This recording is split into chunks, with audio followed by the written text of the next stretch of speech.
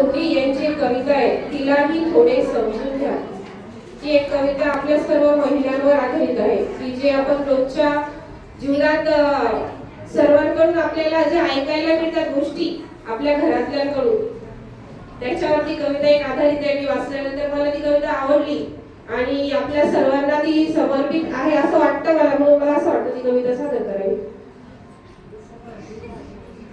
तुला कामच काय असतं घरात म्हणणाऱ्यांना मला फक्त एवढंच विचारायचं आहे, नियमित राबणाऱ्या त्या लक्ष्मीला किती पगार ठरवायचा आहे? अरे तिच्यासारखी कर्तबगारी तुम्हाला जमणार तरी आहे का?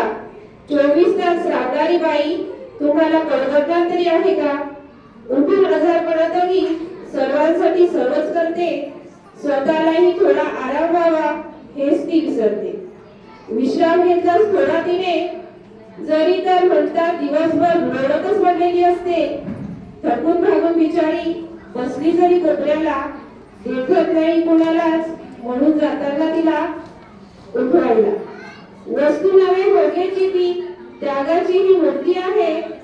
आई बहीण बायको म्हणून साऱ्या जगात तिची कीर्ती आहे. माया तिच्या मनातली जोपर्यंत तुम्हाला कळणार नाही, त्या घरच्या 4 भिंतींना स्त्रीशिवाय घरपण मिळणार नाही. विनंती आहे अजूनही, तिलाही थोडं समजून घ्या. खूप काही नकोय तिला तुमच्याकडून, केवळ एक स्त्री म्हणून तरी तिला थोडा मान द्या. तुमच्याकडून एक स्त्री म्हणून तरी तिला थोडा मान द्या. धन्यवाद.